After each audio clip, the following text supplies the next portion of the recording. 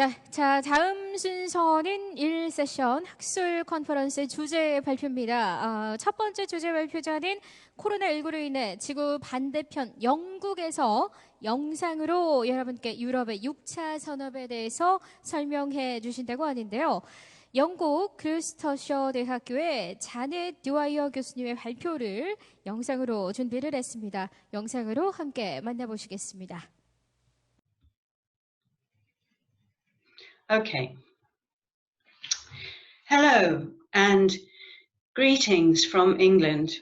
It's a great honour for me to be able to join your conference today and to talk to you, bringing some experience of challenges and opportunities for revitalising rural areas based on my work in Europe and the UK. So my talk is called Multifunctionality and Resilience because I think these are key aspects that we have to consider going forwards as we plan for a positive rural future. Just briefly to introduce my institute, I work in England, in the southwest, in Gloucestershire, at the Countryside and Community Research Institute. And we are a team of people who have been working together to research in rural policy, rural change, farming and sustainable development. And the Institute has been established for more than three decades. We work with a range of partners across Europe and also increasingly at the international level. And I'm very keen to pursue the opportunity of partnering with researchers and practitioners in Korea. Our research is sponsored by a variety of different sources, public and third sector.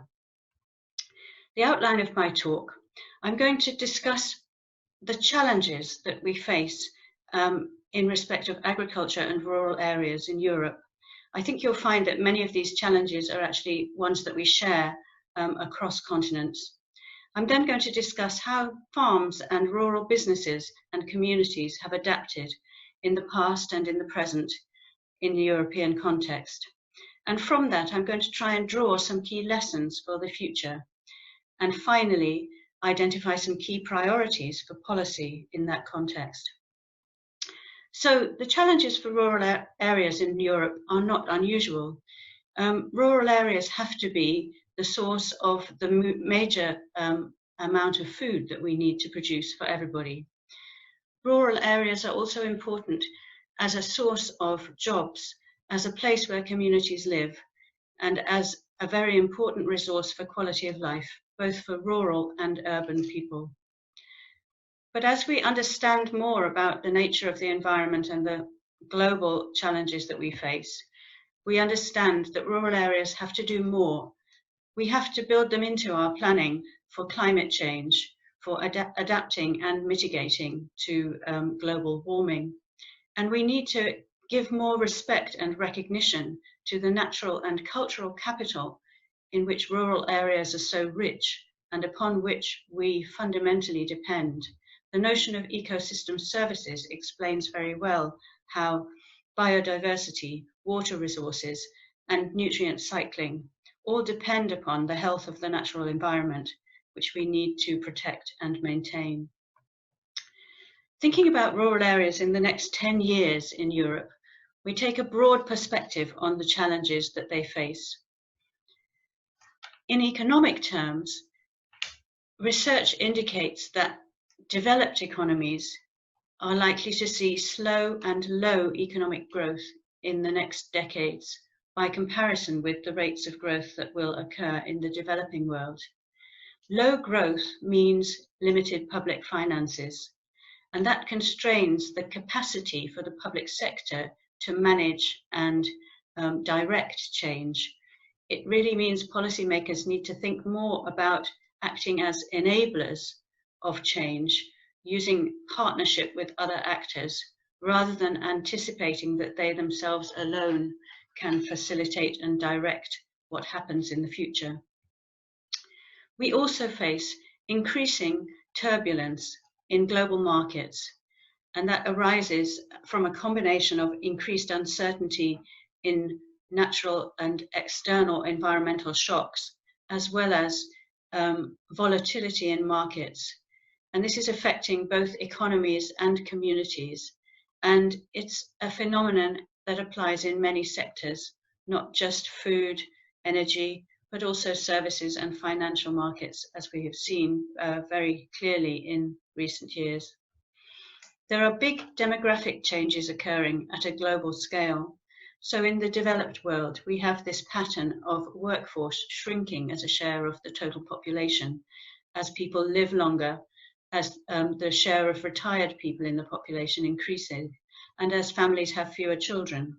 But at the same time, growth of population in the developing world brings pressures and opportunities for migration to balance up patterns of demographic change between countries. But that means a big shift in cultural appreciation and accommodation in the developed world. And within rural areas, we see a pattern of population growing, particularly in accessible areas, but declining in those areas that remain relatively remote. And then there are issues for the sustainability of communities in those areas.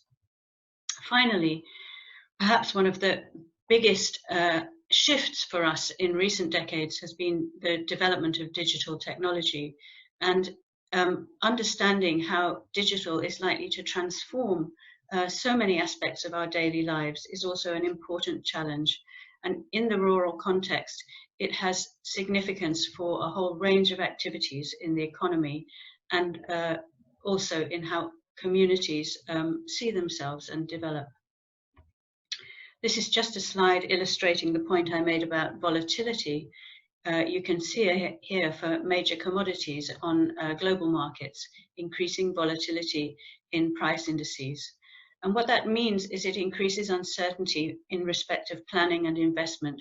So people can be less sure about the future gains from taking particular decisions in agricultural production. And that means that we need to rethink perhaps the way in which we plan if the future remains more uncertain than it has been in the past.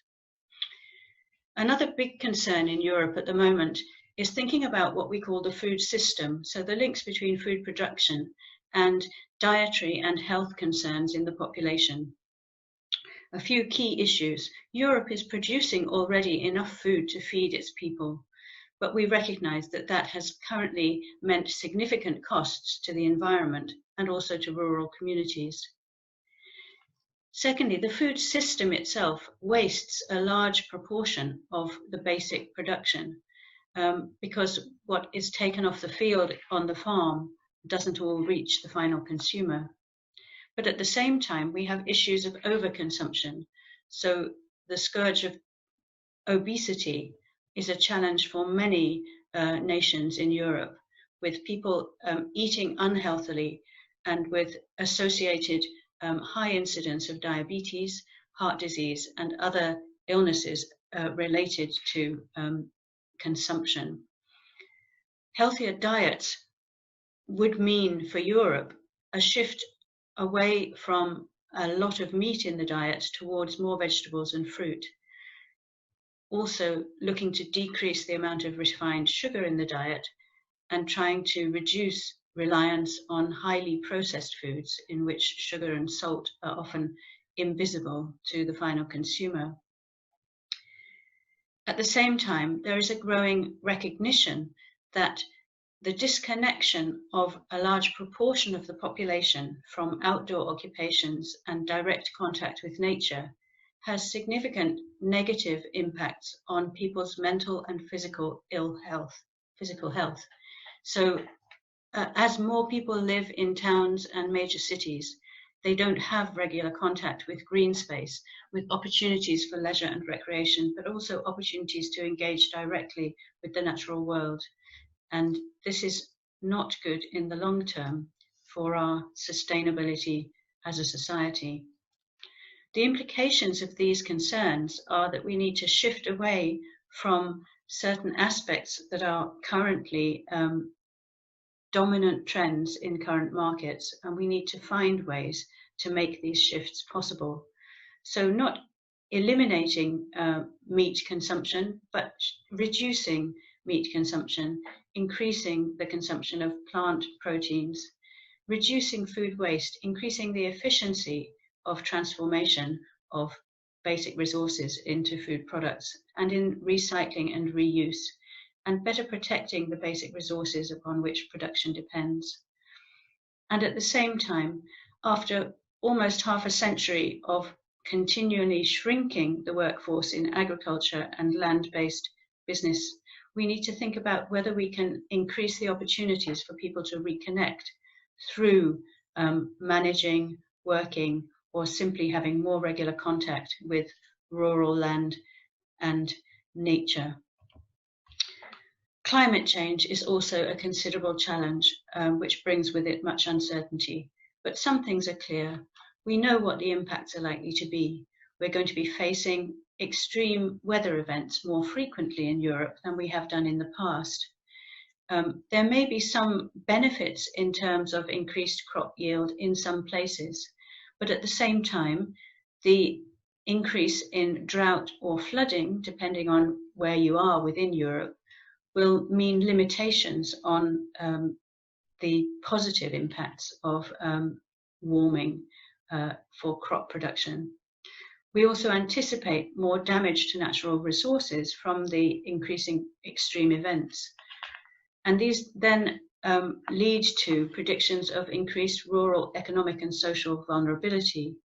So, for example, a sector such as tourism, which is so dependent on consumers feeling that rural spaces are safe and pleasant and relaxing, is obviously vulnerable to changes in external circumstances which threaten those perceptions. At the same time, as we've seen with the COVID pandemic, other external developments can increase the vulnerability of businesses based a lot on heavily on a service model of delivery. We also need to address mitigation, and rural areas have a great deal to offer in respect of climate mitigation.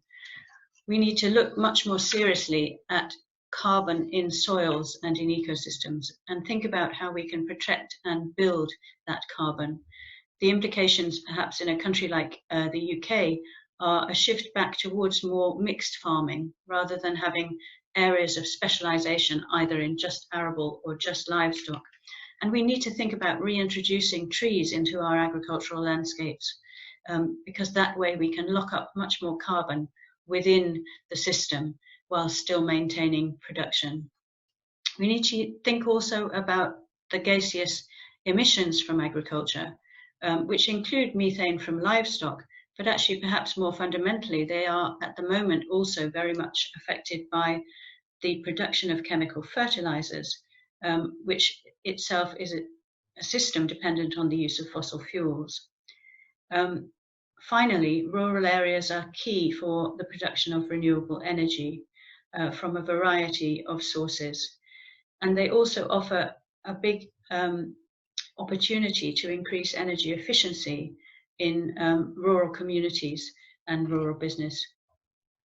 So what do these multiple challenges mean for the future of rural areas in Europe? Just a few points here, drawing on my experience and the work of many other researchers. So agriculture, the food sector and forest industries need to be much more resource efficient in how they operate, protecting the basic resource, not wasting things, and reusing and recycling as far as possible. Within that context, multifunctionality becomes essential because what we have is increasing demands on a finite resource. And it won't work to zone the country into different areas and say, here we produce and here we recreate and here we have the ecosystem services. These things are fundamentally interconnected. So multifunctionality, using the same resource to generate a variety of benefits, becomes essential. And rural communities need to develop this capacity for resilience to enable them to cope with future shocks and uncertainties, which, as I have discussed, are likely to persist. If we move now to thinking about how farming and the rural economy in Europe has changed and how it is now, we see that in many parts of Europe, there are vibrant rural areas with growing populations. And this is in part a response to the feeling of disconnect that I mentioned earlier. Increasingly, people's favoured place to live is not in a apartment block in the centre of a city. It's somewhere where they have more contact with nature. And that's been a strong driver for change in rural Europe. At the same time, the rural economy today is very diverse, covering all sectors. So farming, fishing and forestry remain important, but so also do other businesses, other services, and other kinds of working. I would say that this state has come about over about 40 years of change. So from the immediate post-war period until perhaps the mid-1980s, I would say that both European agricultural policies and businesses on the ground were very focused on food production as the overriding priority for rural areas and rural resource use. But what this meant was that we increased the output in volume and in value, and we lowered the cost of production by reaping economies of scale. But this was not a sustainable model for international competitiveness, because as a developed economy, it's always been the case that other countries could produce this kind of commodity food more cheaply than Europe would. So there was a recognition among policymakers and among actors in production that a new approach was needed that was more about fostering quality and variety in how we use rural resources and in food production. So we now have a situation where in the UK at least, more than half of farms are diversified, producing things in addition to food. And there is an increased interlinkage of land-based and other rural businesses in many rural areas. Just as one example of the change that's happened in recent decades in Europe, I highlight farmers' markets in the UK. This is a concept where farmers want to reconnect with final consumers of food and want to offer them healthy, safe, traceable, authentic consumption experiences, offering a range of products through direct sales to consumers, often in smaller towns and cities. This initiative started small, but is now highly successful, and many farmers find it an extremely rewarding and positive way to think about their role in society and to directly connect with the people who consume their products. Farmers' markets have become a phenomenon across Europe, and there are many success stories in that example. Another couple of examples, thinking about farms as a rural land resource, as a place to offer opportunities for others. There is an increasing growth of connection between farming and health and welfare, what we call care farming in the UK and is called social farming elsewhere in Europe, where people with health needs, maybe young people with learning difficulties or older people from care homes who don't normally get the chance to go out of doors, are welcomed onto farms and helped to enjoy nature and to reconnect with things, fundamental things such as food production, can be a very positive experience and can bring real therapeutic benefits.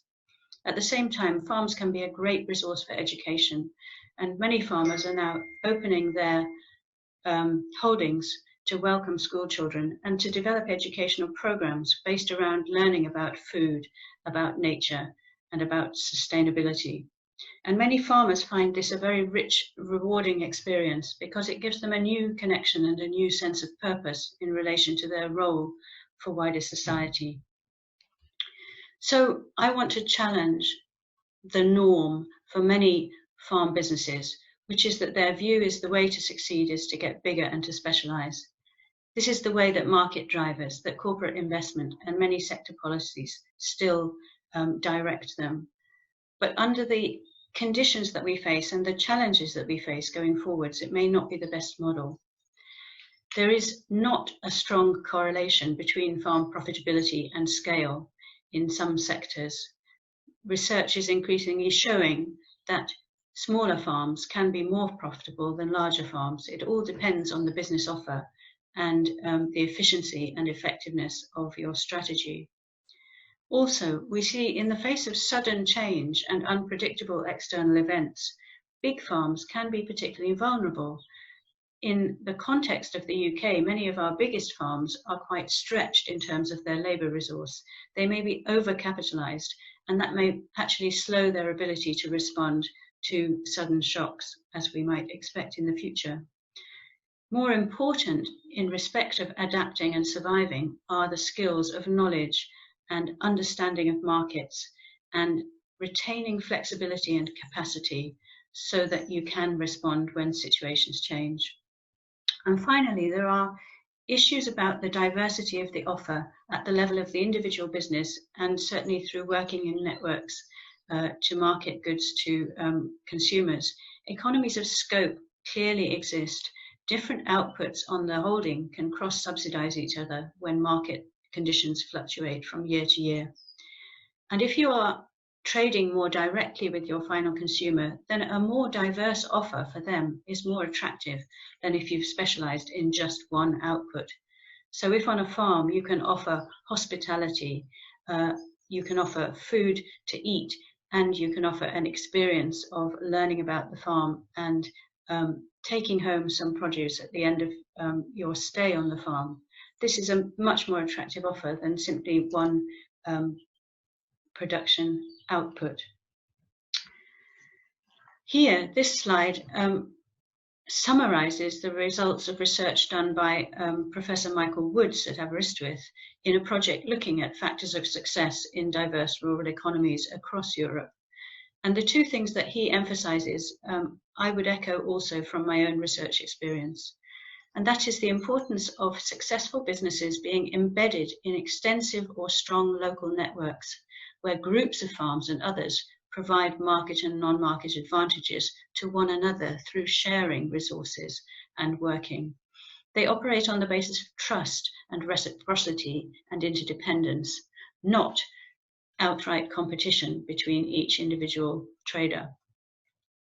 And this gives networks such as this a considerable ability to adapt. And successful areas in rural parts of Europe are those that have this capacity to re-engage their resources in different ways in response to changing external circumstances.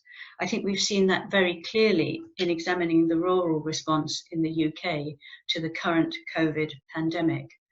Many firms have completely repurposed their activities and work in very different ways to considerable success to show that they can survive even when we're in a national crisis.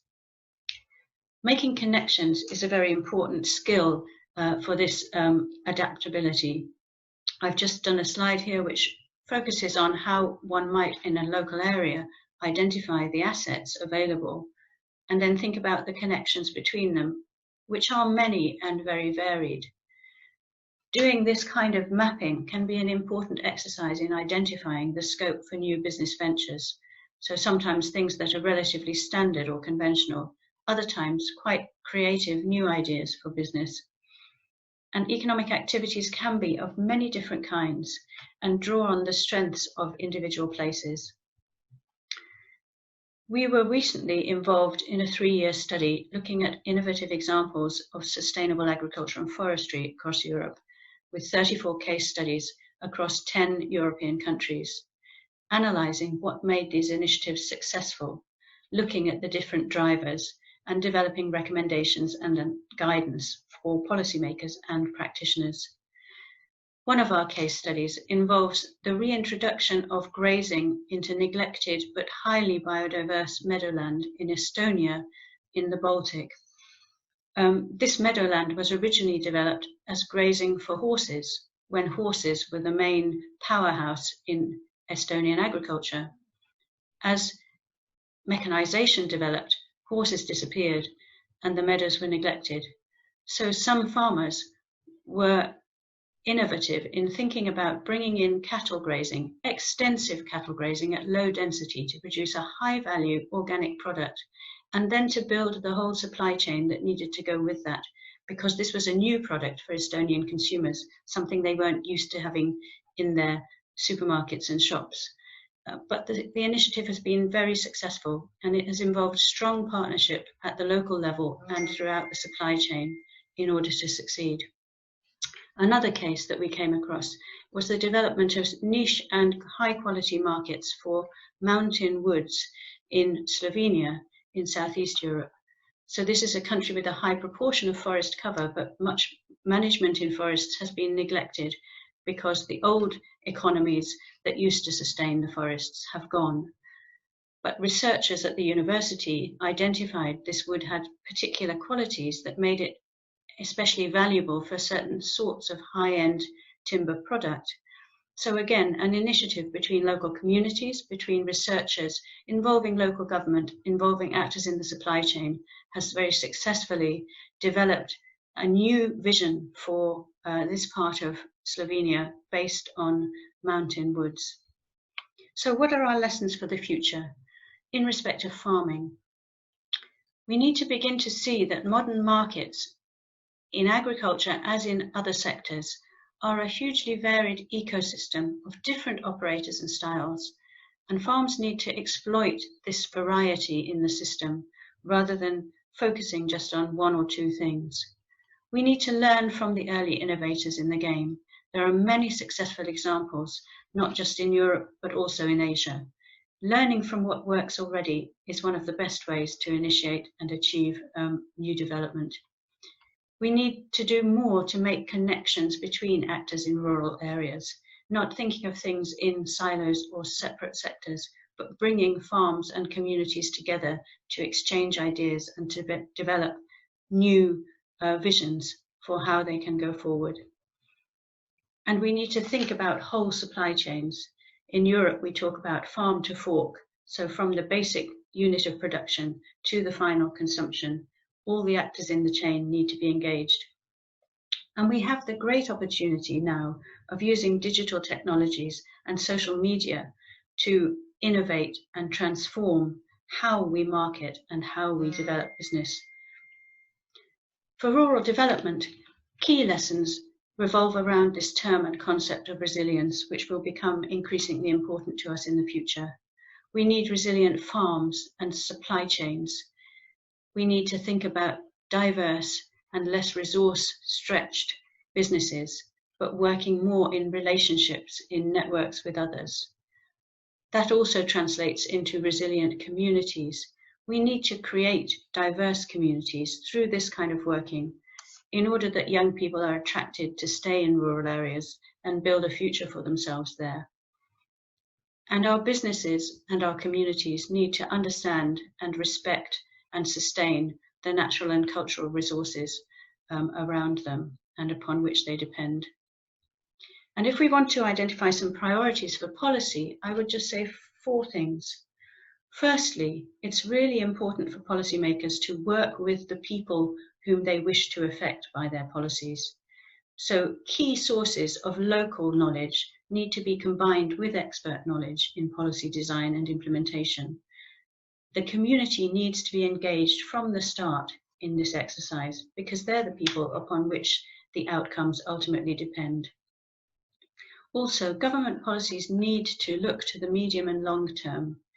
It's almost impossible to cope with uncertainty if your policy landscape is changing every 2 or 3 years. A sustained approach and a staged approach which builds trusting relationships between local communities, regional actors, and national policymakers is really important. And that involves a lot of communication and a lot of celebration of good examples and success to give people confidence and to build their capacity to act. We need to help farms to become more connected with their communities and with other farmers and other businesses in rural areas. Farming has become a bit of a lonely occupation in many modern economies.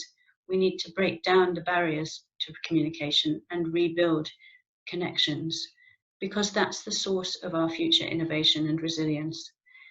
And in order to help that process, joining up funding streams in policy is also an extremely important activity. We need to enable local actors to be able to draw on different policy support, different policy initiatives in ways that make sense at the local level.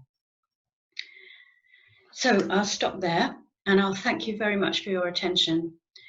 I wish we weren't so far apart, and I would like to invite you in the future, when things are safer, to please come and visit and let's share our experiences and learn from one another. Thank you. 네. 유럽의 다기능 농업 이론에 대해 알 수 있었던 유익한 시간이었습니다. 수고해주신 자넷 드와이어 교수님께 감사드립니다.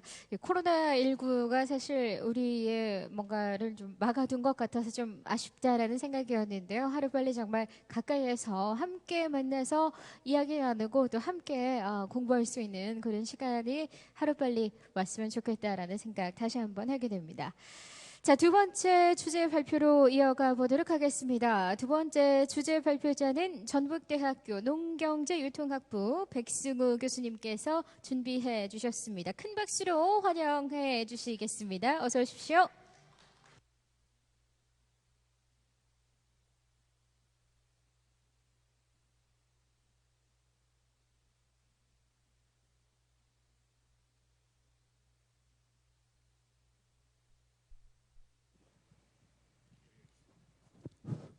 예, 안녕하십니까.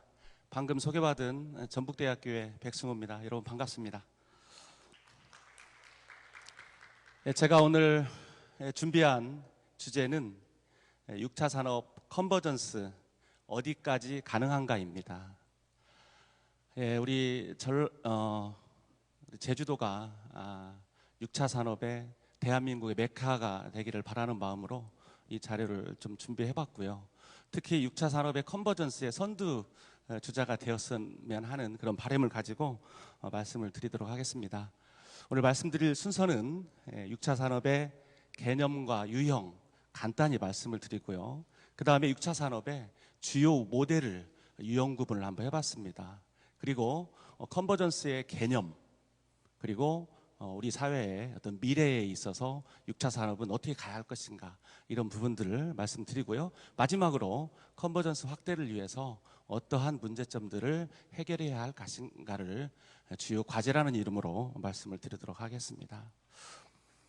예, 흔히들 우리 농업 농촌이 위기에 빠져 있다, 이렇게 말씀들을 많이 하지요. 그래서 이러한 위기를 극복하기 위한 대안 중에 하나가 바로 6차 산업입니다. 그래서 이러한 6차 산업을 잘 발전시켜야만이 농산업이 비로소 신성장 동력 산업이 될 수 있다라고 저는 생각을 하거든요. 그런데 흔히 우리는 농산업 6차 산업을 1차 산업과 2차 산업, 그리고 3차 산업의 단순한 어떤 결합으로만 인식하고 있는 것이 사실입니다. 그런데 우리 사회는 최근 그 4차 산업혁명과 맞물려서 많은 변화가 이루어지고 있지요. 그래서 이제는 단순한 어떤 1, 2차, 3차의 어떤 그런 융합이 아닌 농생명 산업의 전방 산업과 후방 산업에 이제는 주목해야 할 때다. 특히 4차 산업혁명과 맞물려서 IT라든가 BT, 그리고 GT와 CT와 같은 기술에 기반한 그런 어떤 산업과의 융복합이 절실할 때다. 그래서 이러한 것들을 통해서 우리 농생명 산업을 우리 대한민국의 신성장 동력 산업으로 만들어 가야겠다라는 것이 어찌 보면 6차 산업의 어떤 궁극적인 어떤 미래의 모습이 아닌가, 이런 생각을 해봅니다. 그래서 결국 온실가스 감축과 농업 생산물을 통해서 만들어지는 바이오 연료라든가, 그리고 천연 농산물을 이용해서 만드는 바이오 의약품, 또 지역과 함께하는 공유형 컨버전스, 그리고 다시는 어찌 보면 돌아갈 수 없을지도 모르는 코로나 이전의 세계, 그거에 대응하기 위해서 우리는 비대면 방식의 농생명 관련 체험이라든가 교육 콘텐츠들을 지속적으로 좀 개발해 나갈 필요가 있다, 이렇게 말씀을 드립니다. 다음은 6차 산업의 개념과 유형에 대해서 말씀드리겠습니다. 잘 아시다시피 6차 산업은 일본에서 1961년도에 오이타현에서 시작되었다, 이렇게 말씀들을 많이 합니다. 이 일본에서 시작한 NPC 운동은요, 어찌 보면 과수농업과 새로운 고차원의 어떤 융복함을 통해서 새로운 고차원 농업으로 전환을 시키고 그를 통해서 농가 소득의 향상을 도모하기 위한 그런 노력이었다. 이렇게 말씀을 드릴 수가 있습니다. 그리고 생산 이후에 부가가치를 어떻게 확보할 것인가에 대한 노력으로서 농업이 생산만을 담당하는 것이 아니라 가공과 유통 그리고 관광 등과 같이 접목해서 농업이 갖는 진정한 가치를 되찾기 위한 그런 운동의 일환으로 시작되었다. 이렇게 말씀드릴 수가 있습니다. 그렇다면 6차 산업이 활성화되기 위한 필요하고도 충분한 조건은 무엇인가? 저는 두 가지를 말씀드리고 싶습니다. 하나는요, 6차 산업이라고 해서 1차 산업이 무시되어서는 안 된다는 것이죠. 그래서 1차 산업을 근간으로 해야 된다는 사실. 그리고 두 번째로는 1차와 2차와 3차가 단순한 결합이 아닌 유기적이고 종합적인 결합이 이루어져야만 6차 산업이 어떤 지속 가능한 그런 산업으로서의 역할을 다할 수 있다. 이렇게 생각을 합니다. 6차 산업의 개념에 대해서는 여러분 잘 아실 거라고 믿고 생략하도록 하겠습니다. 6차 산업의 유형은 농업 부문과 다른 주체와의 어떤 관계 그리고 지역과의 어떤 사업 부분에 있어서 방향 그리고 사업 내용 또 중심이 되는 농산물의 카테고리가 무엇이냐에 따라서 다양한 유형으로 구분해 나갈 수 있습니다. 실천 유형은 크게 두 가지로 구분이 됩니다. 하나는 농림업자가 즉 농업인이 생산과 가공, 유통을 일체화하여 농업 소득을 증대시키고자 하는 수직적 6차 산업화입니다. 이러한 수직적 6차 산업화를 통해서 개별 농업 경영이나 농가 그룹의 다각적 경영 전개를 이룰 수가 있고요. 특히 농업 경영의 다각화라든가 복합화를 통해서 농산물의 혹은 농산물을 통해서 만들어지는 식품의 어떤 수출 등을 꾀하는 그러한 유형, 실천 유형, 이것이 수직적 6차 산업화라고 한다면 농업인이 2차, 3차 산업과 연계하여 지역의 비즈니스를 전개하고 새로운 어떤 신산업을 창출하는 것이 바로 수평적인 6차 산업화다. 이렇게 말씀드릴 수가 있습니다. 이러한 수평적인 6차 산업화 속에서는 생산자와 협동조합 그리고 가공업자와 유통업자 등이 연계해서 지역의 농산물의 어떤 생산과 가공을 그리고 판매나 수출을 담당하는 그런 역할을 수행하게 됩니다. 이러한 6차 산업의 발전 유형은 크게 세 가지 유형으로 또 구분을 할 수가 있는데요. 다음과 같습니다. 하나는요, 1차 산업인 생산이 주도하는 유형의 6차 산업화. 그래서 1차 산업이 주도해서 2차와 3차 혹은 3차와 2차가 링케이지 되는 그러한 유형을 하나 생각할 수 있고요. 두 번째는 가공 중심의 2차 산업이 주도하는 유형. 그래서 1차와 3차 또는 3차와 1차가 연계되어지는 그런 유형을 말씀드릴 수가 있고요. 마지막으로 서비스나 체험, 교류와 같은 3차 산업이 중심이 되어서 2차와 1차를 견인하는 그런 유형의 6차 산업을 말씀드릴 수가 있습니다. 우리 제주도 지역에도 이처럼 1차 산업이 중심이 된 그러한 6차 산업도 많이 눈에 보이고요.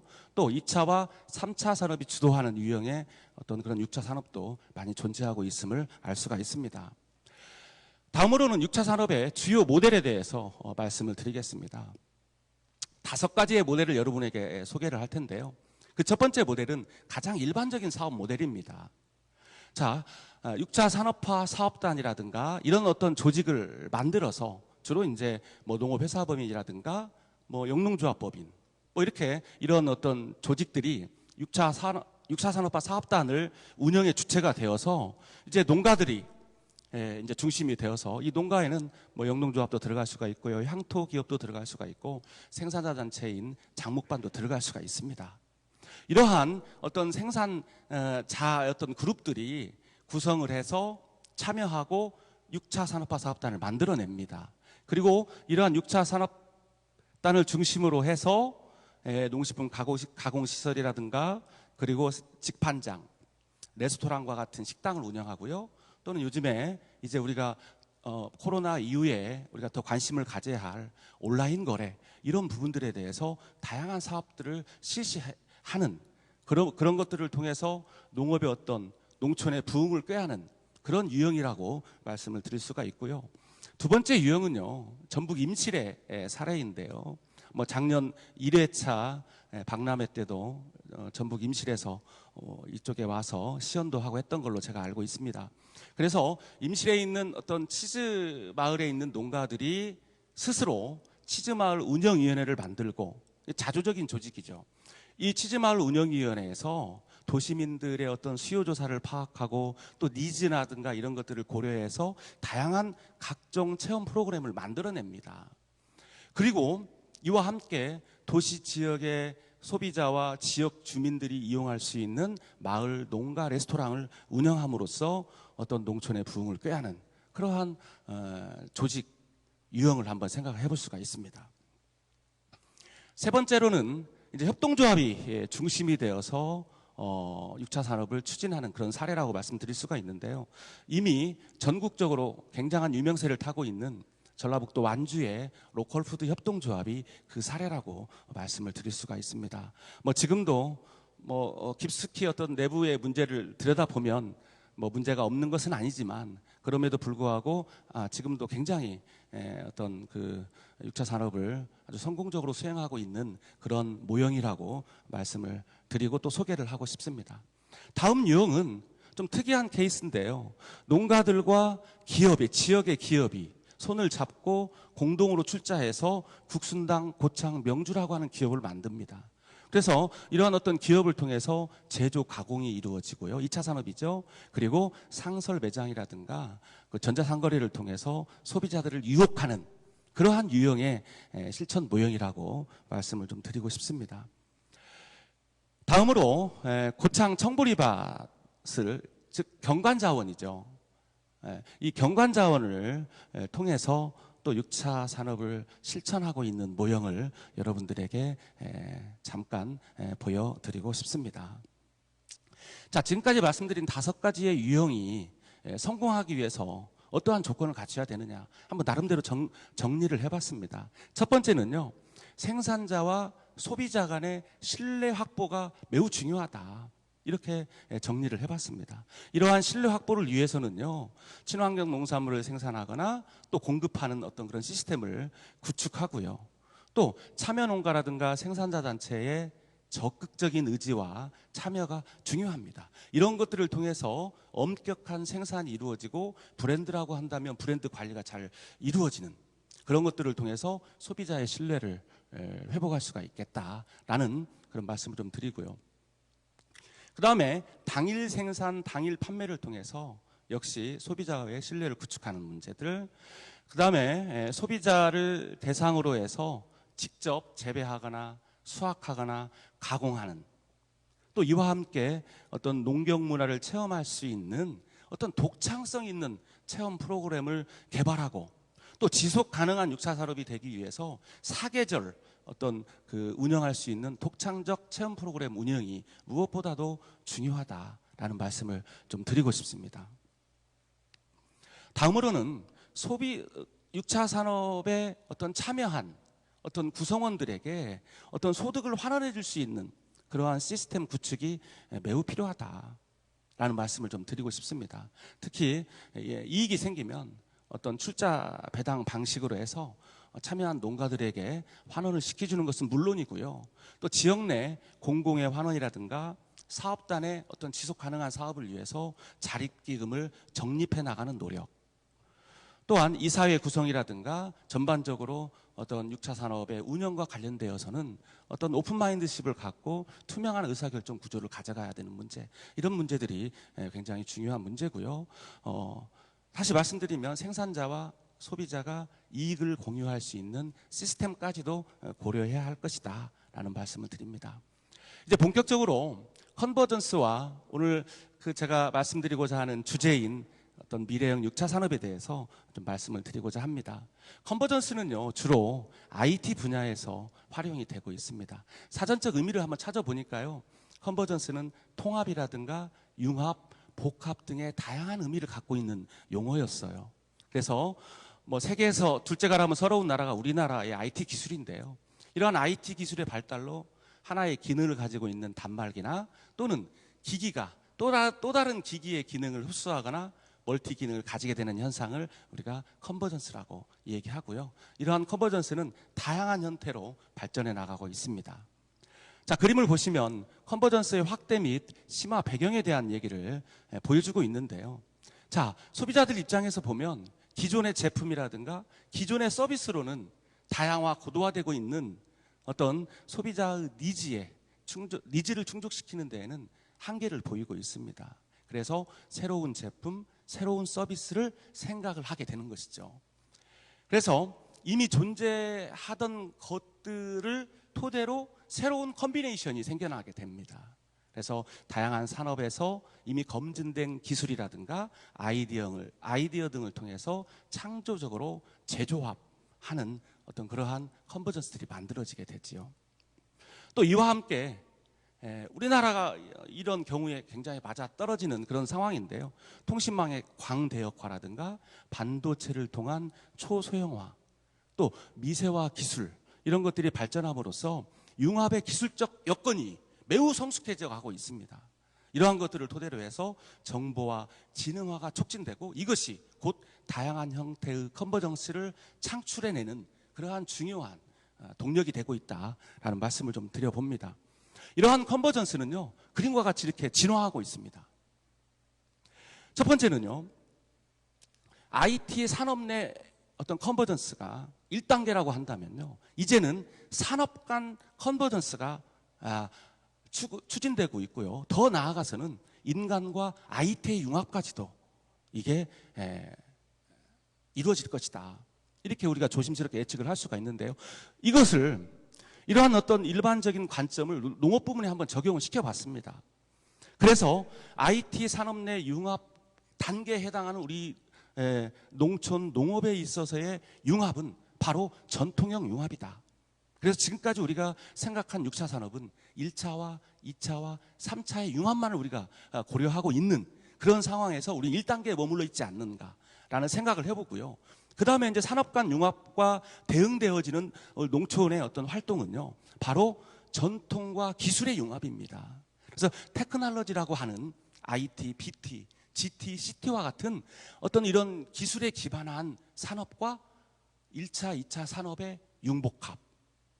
이미 잘하고 있는 지역의 6차 산업의 실천이 이런 부분에서 일부 이루어지고 있습니다. 그리고 마지막으로 전통과 기술과 지역의 융합을 생각할 수가 있습니다. 그래서 사회적 농업 혹은 사회적 경제, 그래서 지역이라고 하는 관점에서 이제 융복합이 이루어지는, 그래서 지역을 통해서 치유하고 힐링하는 그러한 어떤 형태로의 진화, 이런 것들이 미래형 어떤 6차 산업이라고 저는 말씀을 좀 드리고 싶고요. 그래서 제가 이런 한번 그림을 한번 그려봤습니다. 좀 의아하시죠, 여러분? 제가 상상형 컨버전스에서 퀘스천 마크를 이렇게 4개를 딱 찍어놨습니다. 이것이 오늘 이 자리에 모인 6차 산업에 관심을 가지고 있는 여러분과 또 전문가들, 또 업체들의 몫이 아닌가. 이 퀘스천 마크를 채워나가는, 이 블랭크를 채워나가는 것이 저와 여러분들의 6차 산업을 사랑하고 6차 산업에 관심을 갖는 우리들의 몫이라고 제가 생각을 해서 퀘스천 마크를 좀 붙여봤는데요. 결론적으로 그렇습니다, 여러분. 농산물 6차 산업의 컨버전스와 유형과 영역을 굳이 구분해보면 이렇게 구분을 할 수가 있다는 것이죠. 그래서 컨버전스 유형을 가장 밑에서부터 보면 첫 번째는 전통형 컨버전스입니다. 제가 한번 이름을 붙여봤어요. 그럼 전통형 컨버전스는 뭐냐? 말씀드린 대로 1차의 생산, 2차의 가공 유통, 3차의 서비스, 교육, 체험과 같은 이러한 1차, 2차, 3차의 융합을 우리가 전통형 컨버전스라고 한번 생각을 해본 겁니다. 여기에다가 4차 산업혁명의 진전과 함께 테크놀로지에 기반한 기술형 컨버전스를 덧입힐 수 있겠다. 여러분들도 아마 동의하실 겁니다. 그래서 IT를 덧입혔더니 도시농업이 만들어졌어요. 그리고 제가 우리 제주도에 뭐 가끔 올 기회가 있어서 와보면 정말로 고층 빌딩들로 제주시 신시가지라든가 구시가지가 빌딩들로 이렇게 가득 차 있는 모습을 보는데요. 우리가 도시농업의 육성 차원에서 도시에 있는, 제주에 있는, 신제주에 있는 아파트라든가 빌딩들 옥상을 우리가 한번 같이 공유경제 차원에서 한번 공유할 수 있는 그런 시스템은 없을 것인가, 이런 고민들을 해보게 됩니다. 그리고요, 신약, 또 뷰티 바이오와 같은 바이오 테크놀로지, 이런 부분들, 또 바이오매스와 같은 GT, 문화와 관광이 전통형 컨버전스에 덧입혀지면 정말로 또 멋진 그런 그림들이 나올 수 있을 것이라고 봅니다. 여기까지는 상당한 어떤 우리 전문가들이 많이들 이야기하고 있습니다. 그 다음에 이제는 쉐어링이라고 하는 것이 사회의 핫 이슈가 되고 있습니다. 그래서 공유형 차량이라든가 공유형 어떤 호텔, 이런 것들이 물론 어떤 이해관계에 따라서 사회적 문제가 되고 있고, 어떤 최근에도 많은 문제들로 어떤 논란이 진행이 되고 있는 모습들을 우리가 목격을 했는데요. 어쨌거나 서구 사회라든가 우리보다 진보된 어떤 그런 국가에서는 이제 일상화되어 가고 있습니다. 공유형 차량도 일상화되어 가고 있고요, 공유형 호텔도 일상화되어 가고 있습니다. 시간의 싸움에 저는 있다고 봅니다. 언젠가는 우리도 이런 논란의 어떤 그런 그 차원을 넘어서 이제 공유라고 하는 어떤 이런 키워드가 우리 사회에 깊숙이 파고들 것이라고 조심스럽게 저는 예측을 해봅니다. 그래서 이제 사회적 경제라든가 사회적 농업, 또 아까 말씀드린 어떤 지역사회에서의 어떤 공유경제 시스템, 농촌 민박, 도시와 농촌의 어떤 교류, 이런 것들이 정말로 어떤 필요한 그런 시기 아닌가, 이런 생각을 해보게 됩니다. 그래서 제가 이렇게 상상을 넘어 현실로라고 하는 캐치프레이즈를 한번 붙여봤어요. 여러분 잘 아시는 공유경제, 혹 또 협동조합의 어떤 석학, 세계적인 석학, 이탈리아의 볼로냐 대학의 스테파노 자머니 교수를 여러분들 알 것입니다. 스테파노 자머니 교수가 뭐라고 했냐면요, 협동조합은 상상의 산물이다, 이렇게 우리에게 얘기를 합니다. 공유경제 시스템, 사회적 경제 시스템에서의 협동조합의 중요성을 인식하고 있고요, 그러한 협동조합은 이 시대를 살아가는 우리들이 어떻게 컨버전스를 하느냐에 대한 어떤 꿈, 상상, 그것이 곧 현실화된다라고 하는 얘기라고 저는 해석을 하고 있습니다. 그래서 이렇게 우리 농업 농촌 분야에도 이렇게 상상을 넘어서 현실로 가져갈 것들이 참으로 많이 있다, 이거지요. 그래서 근데 뭐 정원 관리라든가 텃밭 가꾸기를 통해서 음식을 기르고 동시에 치유 효과를 얻는 그런 활동도 우리가 생각할 수가 있고요. 뭐 경관, 아무리 강조해도 지나치지 않는 것이 농촌의 경광이죠. 특히 제주도에 있어서 이 경관이라고 하는 것은 제주도의 농업과 농촌을 이끌어갈 아주 중요한 키워드라고 저는 생각을 합니다. 그 다음에 이제 환경의 문제, 그리고 동물과 연계된 활동을 통해서 치유하고 또 힐링하는 그러한 뭐 생각할 수가 있죠. 그 다음에 뭐 야외에서 강사 지도해야 하는 신체 활동이라든가 자연 속에서 예술이나 공예를 하는 그러한 어떤 움직임들이 바로 우리가 상상을 넘어서 현실을 추구하는 그런 노력들 속에서 나타나고 있다. 마지막으로 말씀드리고 싶은 것이 이제 공유형인데요. 이 부분에 대해서는 이제 뭐 논란이 있을 수 있습니다만, 하여튼 쉐어하우스라든가 뭐 차량의 문제, 또 도시에 있는 어떤 텃밭, 또 건물의 옥상, 또 농촌에서 요즘에 뭐 산지 농산물 유통센터라든가 또 저온 저장고 굉장히 문제가 많이 있습니다. 왜 문제냐? 공유가 안 되고 있기 때문에 문제고요. 또 기본적으로 농산물의 어떤 생산의 계절성으로 인해서 가동일수가 매우 적다라고 하는 그런 문제점들을 가지고 있는데, 이러한 문제들을 공유를 통해서 조금씩 해결해 나가고자 하는 노력들, 이런 것들이 바로 상상을 넘는 그러한 노력이 아닌가, 이런 생각을 해봅니다. 마지막으로 이제 이러한 미래형 컨버전스, 6차 산업의 컨버전스가 가능하도록 하기 위해서 우리가 개선해 나가야 될 과제들이라고 제가 말씀을 좀 드리고 싶은데요. 첫 번째는요, 6차 산업의 인프라 및 시스템을 개선해 나가야 됩니다. 그래서 어떤 6차 산업 어떤 센터와 같은 전국에 있는 그런 6차 산업 관련 조직들의 어떤 융복합화를 추구하고 역량을 강화해 나가야 할 것입니다.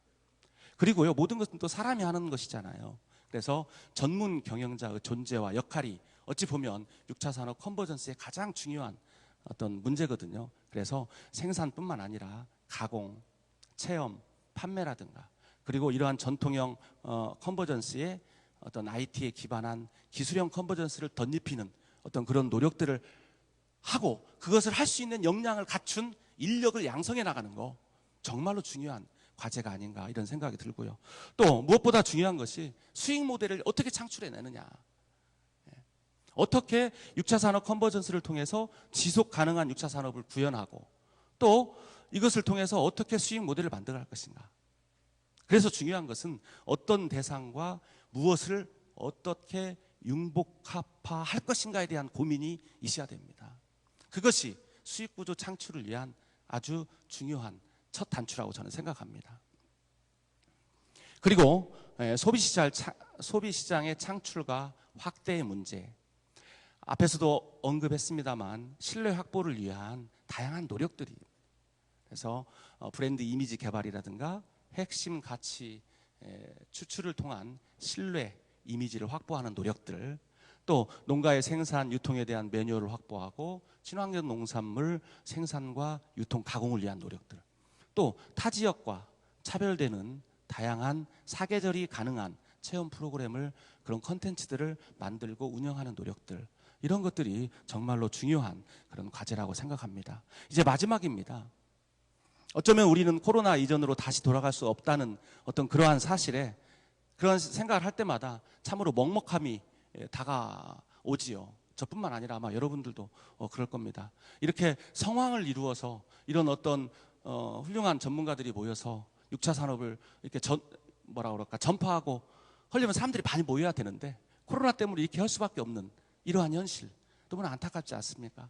그런데 이것이 현실이 되어갈 거라고 예측을 합니다. 그래서 우리는 코로나의 한계를 우리가 어떻게 극복할 것인가에 대한 그런 노력들이 많이 있어야 될 것 같습니다. 경제학자들이 이렇게 얘기합니다.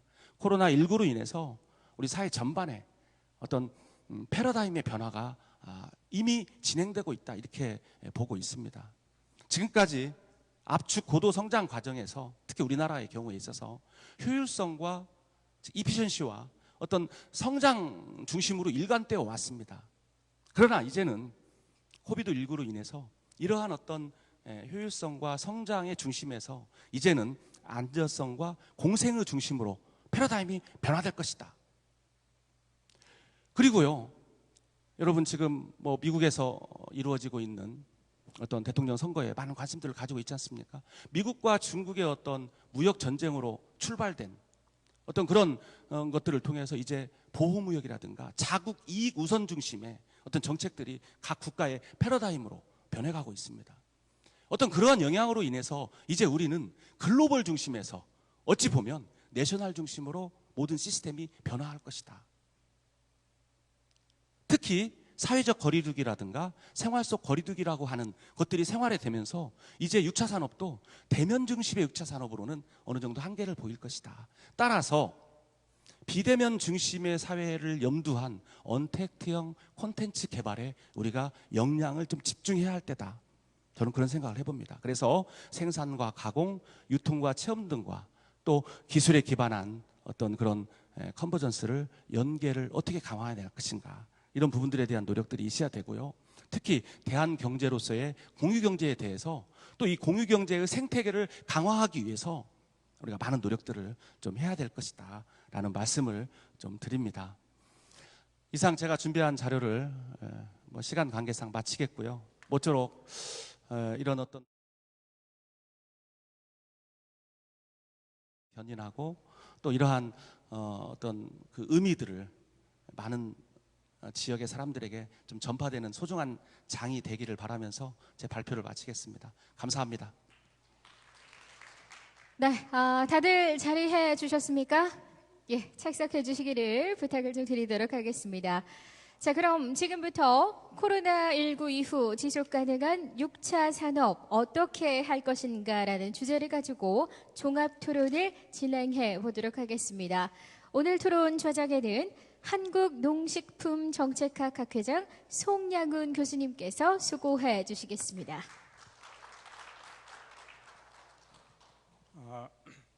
안녕하십니까. 한국농식품정책학회 학회장을 맡고 있는 충북대학교 농업경제학과 송양훈 교수입니다. 오늘 먼저 지금 토론회 이번 오전에 학술 세미나 지금 토론을 갖게 될 텐데 지금 토론자분 4분 모셨습니다. 한번 김배성 교수님부터 왼쪽으로 각자 소개 좀 부탁드려도 되겠습니까? 예, 제주대학교 산업응용경제학과의 김배성 교수입니다. 반갑습니다. 안녕하세요. 저 당국대학교의 김태연이라고 합니다. 네, 반갑습니다. 네, 안녕하십니까. 제주특별자치도 농축산식품국장 전병화입니다. 반갑습니다. 안녕하세요. 오현석입니다. 제가 대통령실속 농특위 사무국장 맡고 있을 때 이 공동주최 제안이 와가지고 그때 하기로 했다가 그 후로 제가 이제 그만두는 바람에 오늘은 그냥 토론자로 참석했습니다. 오현석입니다. 반갑습니다. 예, 이렇게 지금 학계, 그 다음에 또 그 다음에 또 중앙정부에서 오셔서 지금 토론을 해주게 될 텐데 제가 잠깐 정리를 간단하게 해드리면 이제 이게 저희들이 그냥 막연히 알고 있는 것보다 생각을 정리하는 게 중요하거든요. 그래서 먼저 우리 농경연에서 한국 측에서 지금 이 육체 산업에 관한 현재하고 미래를 갖다 말씀해 주셨고요. 역시 영국에서도 이 영국의 유럽의 그런 육체 산업의 현재와 미래를 갖다 말씀해 주셨어요. 근데 이제 포커스는 제가 판단할 때는 현재에 다 와 계신 걸로 그렇게 생각이 되고요. 공통되는 키워드는 뭐였냐면 연계.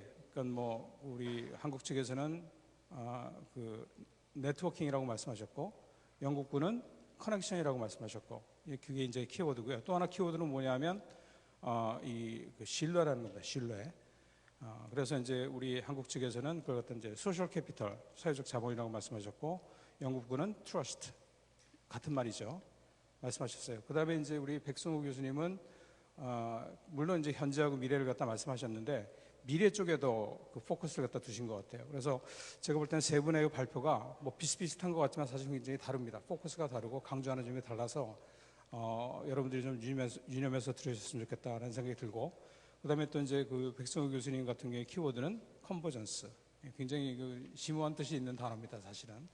그래서 그런 키워드를 생각하시면서 지금 이제 토론이 진행될 때 일단 4분이 차례로 토론을 갖다 진행하시고 저희들이 지금 50분이 있기 때문에 마지막에 10분씩 말씀하시고 10분 이내를 말씀해 주시고 마지막에 플로어에서 코멘트나 아니면 질문 있으신 분 하시고 그다음에 이제 발표하신 분들 중에서 이제 답할 게 있으시다 그런 분들의 답을 듣고 되도록 12시 이전까지 끝내는 거로 그렇게 진행하도록 하겠습니다. 그러면 먼저 우리 김배성 교수님부터 한번 코멘트하고 질문해 주시면 감사하겠습니다. 예, 반갑습니다. 예. 오늘 처음에 기지발제하신 김용렬 박사님, 그다음에 이제 두 분 교수님, 드와이어 교수님하고 백승우 교수님 말씀 잘 들었습니다.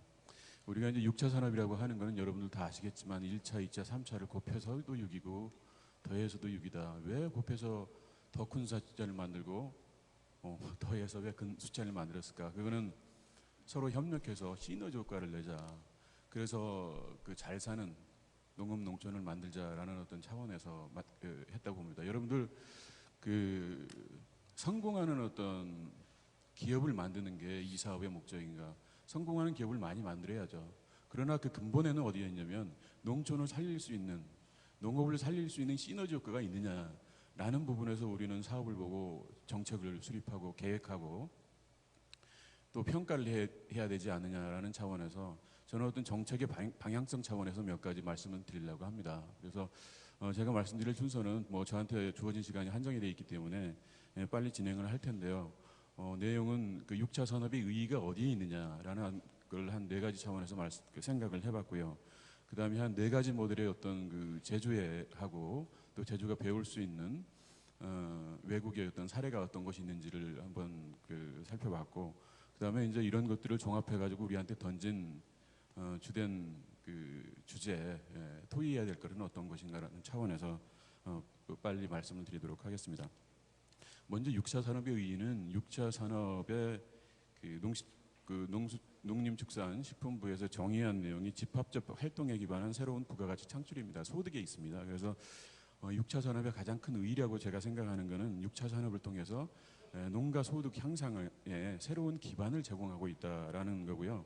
그보다도 더 이제 세부적으로 말씀을 드리면 어떤 정부 주도의 지금까지의 소득 보전으로 인한 농가 소득 향상이 주되었습니다. 그러니까 2015년부터 19년까지의 우리가 농가 소득의 양상을 보면 농업 소득은 13.5%나 급격히 줄었고요. 그걸 메꾼 게 정부 보조금, 그다음에 이제 농해 소득이 상당 부분을 지지하고 있습니다. 그래서 지금 이러한 어떤 패턴으로 봤을 때 6차 산업의 핵심적인 부분은 농가 주도의 또는 산업 주도의 농산업 주도의 소득을 향상시킬 수 있는 기반이다라고 하는 것이 주된 6차 산업이 나가야 될 방향성이고 6차 산업의 중요한 의의가 거기에 있는 것이 아닌가라는 생각이고요. 그다음에 여러분들 아시겠지만 두 번째로는 농촌 지역이 급격히 인구가 줄어들고 있습니다. 그래서 농촌 공동화라고 얘기도 하고 그다음에 이제 인구가 소멸된다라고 얘기를 합니다. 실질적으로 이제 한국 고용정보원이 인구 소멸 지수를 이렇게 계측한 걸 보면은 고위험 지역이 말이에요. 2013년에 고위험 지역이라는 건 당장 마을이 사라질 수 있다는 어떤 지수거든요. 그래서 고위험 지역이 2013년에 불과 2개였던 것이 제가 가지고 있는 통계가 이제 2018년께 맨 마지막인데 12개가 되는 거예요. 급격한 정도가 아니고 매우 급격하게 이런 인구 소멸 지역이 농촌 지역을 중심으로 확대되고 있다는 것은 우리가 경각심을 가지고 많은 정책도 하고 있고 관심을 기울이고 있는 부분입니다. 그렇다면 과연 농업에 농촌에 어떻게 해야 되느냐? 살아오는 사람이 살 수 있는 기반을 만들고 돌아오는 농업 농촌을 만들어야 된다라는 거예요. 이걸 어떻게 하겠습니까? 특단의 대책이 필요합니다. 정부에서도 많은 노력을 하고 있는데 아쉽지만 별다른 효과가 없는 것 같아요. 이런 측면에서 6차 산업이 기여할 수 있는 큰 의의가 여기에 있는 것이 아닌가라는 생각을 해봤고요. 그 다음에 이제 세 번째로 중요한 의의라고 생각하는 것은 아까 백승호 교수님께서도 발표할 때 말씀하셨지만 우리가 이제 6차 산업을 통해 가지고 산업 간의 기술 간의 융복합이 가능한 구조가 될 것이다라는 게 저는 매우 중요한 의의라고 생각을 합니다. 지표상으로 보면은 한 가지 좋은 시그널을 보이는 지표가 산업 간에 어떻게 가능하냐. 우리가 이제 죄송합니다. 농업하고 제조업하고 뭐 3차 산업하고 같이 융합하는 걸 우리가 산업 간 융복합 이렇게 얘기를 하거든요. 그리고 산업 내에서는 이제 농업 내에서 뭐 제조업 내에서 산업 내에서 하는 거고. 근데 이제 제가 보는 시각은 농식품 교역의 글로벌 로이드 지수라는 게 있어요. 이게 이제 산업 내 특성이 강한 교역이냐, 산업 간 특성이 강한 교역이냐를 계측할 수 있는 지표입니다. 근데 우리나라는 산업 내보다도 산업 간의 교역을 주로 하고 있어요. 이런 특성을 봤을 때 우리가 국내에서도 6차 산업을 통해서 산업 간 발전, 산업 간 융복합이 가능한 그런 게 가능하지 않느냐. 그런 좋은 어떤 지표가 될 수 있지 않느냐, 좋은 참조가 될 수 있지 않느냐는 차원에서 말씀을 드립니다. 그래서 이제 그럼에도 불구하고 새로운 기술을 접목하는 게 농가 단위에서 농촌 지역에서 한다는 게 쉽지가 않죠. 그래서 이걸 어떻게 하느냐. 6차 산업센터장님도 나와 계시지만 이런 부분은 R&D도 정부가 역점을 두고 정책을 하지 않습니까? 그래서 새로운 기술이 뭐가 있는지 농촌 지역에 또 알리고 또 한편으로 이런 어떤 새로운 기술 또 산업 간 융합할 수 있는 그런 모델들을 다양한 컨버전시도 제시를 했습니다마는 그런 가능성도 그런 6차 산업을 중심으로 다양한 유용성 있는 실용성 있는 실현 가능한 모델을 만들어서 제시하는 것도 매우 중요하다라는 생각을 해봤고요. 그다음에 끝으로 네 번째 이제 의의라고 생각하는 것은 우리가 농업이 왜 있을까, 농촌이 왜 있을까? 단지 마을을 유지하고 아니면 농업이 생산 기능만 가지고 있느냐라는 게 아니고 이미 1988년 WTO 논의할 때 우리나라가 이제 NTC Non-Trade Consent 그룹이었듯이 그때부터 멀티 펑셔널리티 농업의 다원적 기능을 얘기하고 있습니다. 저는 농촌의 다원적 기능도 매우 중요하다고 생각합니다. 이러한 거를 살려야 농업이 살 수 있고 농업의 존재 이유가 입니다. 이 6차 산업을 하는 걸 어떻게 잘하느냐. 6차 산업도 이러한 기능을 살릴 수 있는 방향으로 나가느냐. 정책 방향이, 사업의 방향이 결국은 그런 걸 살릴 수 있도록 하는 것이 6차 산업의 존재 이유고 6차 산업이 농업과 농촌을 기반으로 하는 그런 이유가 아니겠는가라는 생각을 했습니다. 그래서 우리 지역에 또 다양한 제주 지역에 다원적 기능들이 있죠. 그래서 뭐 경관자원이나 그다음에 이제 논밭 과수원 그 자체도 경관이고요. 아름다운 감귤이 없는 제주를 상상할 수 있겠습니까? 그다음에 생태자원, 뭐 농로라든가 농수로, 우리는 농수로가 없지만 그런 어떤 농로,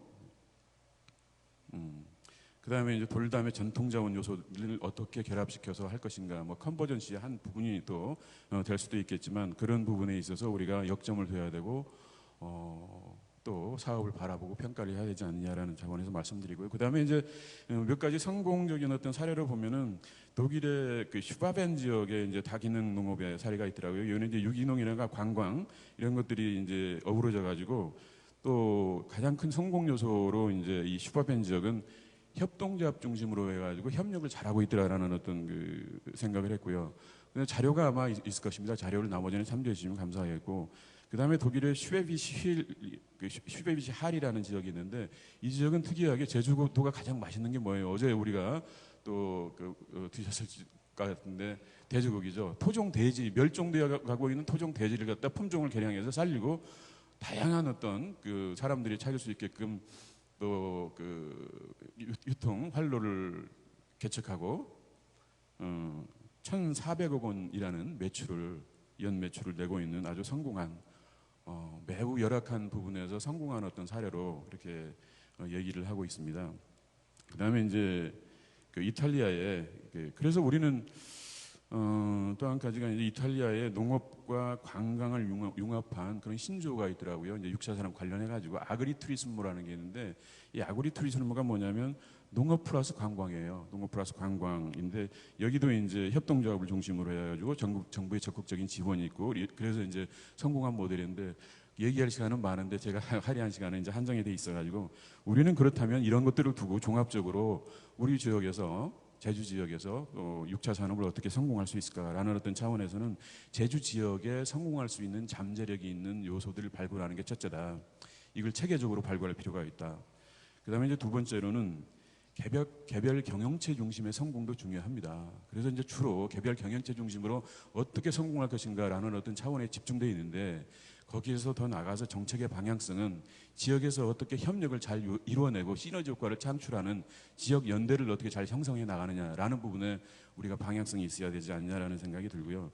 그런 차원에서 이제 끝으로 말씀드리면 농가나 조합이나 기업, 단체, 조직 간의 유기적인 추진 체제를 어떻게 가질 수 있도록 잘 환경을 조성해 주느냐, 조성해 나가느냐가 중요한 것 같고요. 그래서 이제 뭐 협의체를 구성하고 사업 요소를 발굴 제안하고 이런 것들이 아까 말씀드린 그런 것들을 담고 있느냐를 잘 평가를 해서 체계적인 지원을 하는 쪽 그 과정으로 이렇게 해야 되지 않느냐라는 생각이고요. 제 얘기는 여기까지입니다. 그래서 6차 산업이 아무쪼록 이제 성공적인 정착을 정말 해야 됩니다. 그래서 농업 농촌을 살려야 되고요. 그래서 그런 기반이 될 수 있도록 하는 간절한 말씀을 드리면서 제 토론은 이것으로 마치겠습니다. 감사합니다.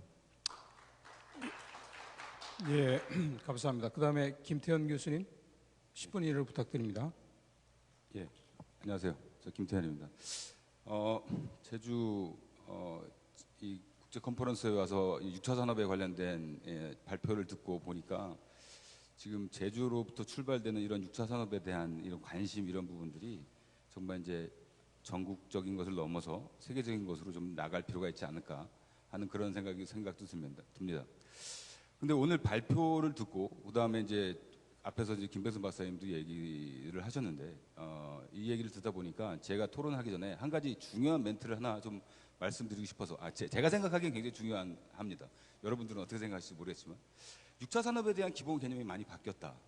과거에 우리 6차 산업은 앞에서 백승호 교수님이나 김영렬 박사님도 말씀하셨는데 개별 6차 산업 창업해가지고 돈 버는 거, 수익성 올리는 거 이게 굉장히 중요하게 생각했다는 겁니다. 그런데 지금은 그게 바뀌었다는 거죠. 수익이 중요하지 않다는 것이 아니라 수익을 버는 방법이 바뀌었습니다. 과거에는 혼자서 열심히 잘하면 좋은 아이디어 갖고 열심히 부지런히 해서 혼자서 잘하면 됐었는데 이제는 그게 아니다. 누군가 협력해야 되고 연대해야 되고 그렇게 해서 수익을 올리지 않으면 6차 산업이 지속 가능하지 않다. 굉장히 중요한 그런 메시지들을 발표자들이 하신 것 같아요. 그래서 지금 이 컨퍼런스에 관심을 갖고 계신 여러 가지 사업자분들이 계시겠지만 이제는 혼자서 돈 버는 시대는 끝났다.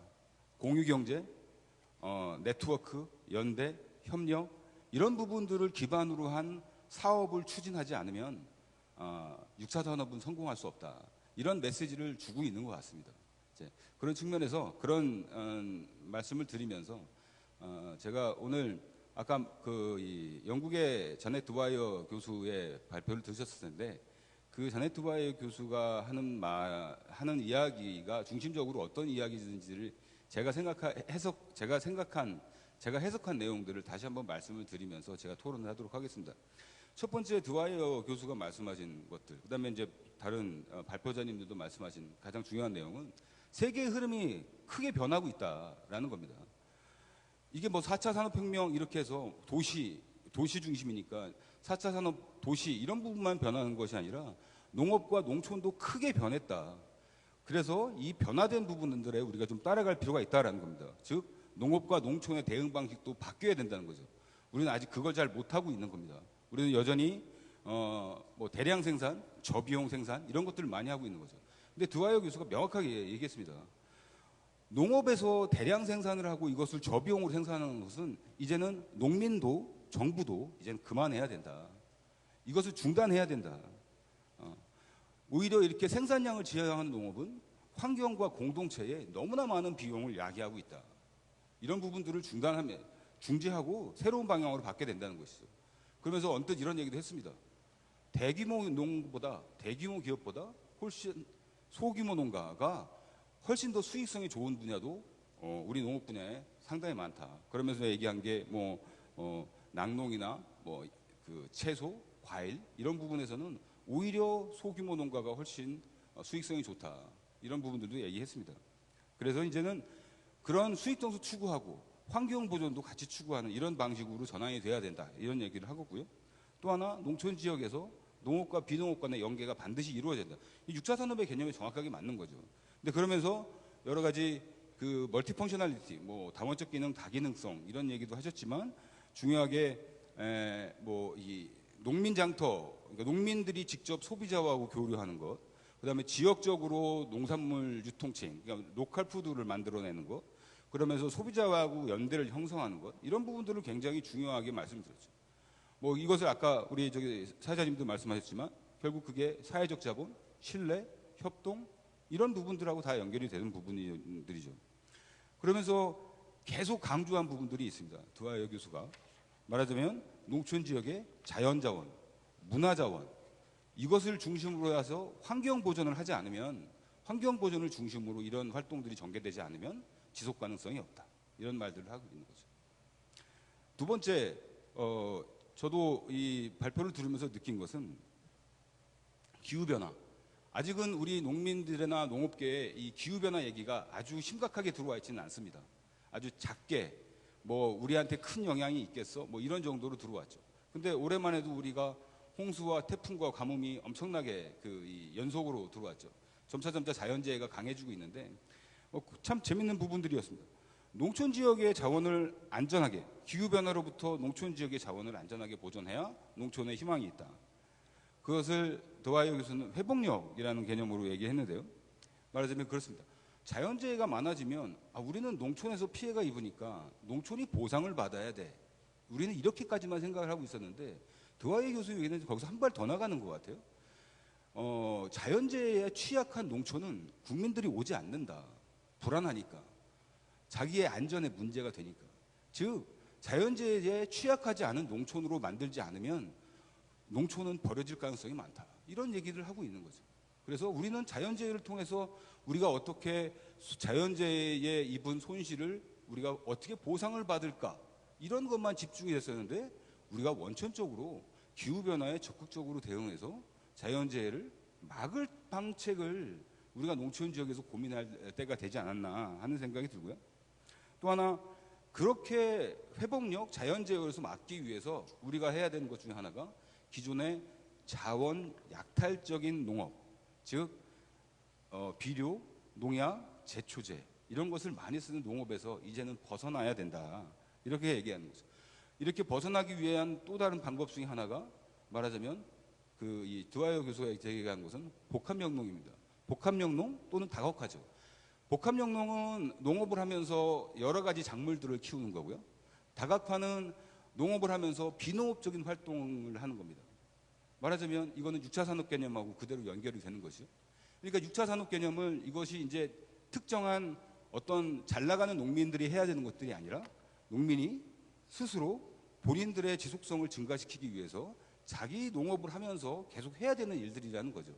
그런 부분이라고 생각이 들고요. 또 하나 이런 것들은 이제는 정말 단순히 농민들이 해도 되고 안 해도 되고 선택의 문제가 아니라는 거죠. 농업과 농촌의 지속 가능성을 위해서는 반드시 해야 되는 거다.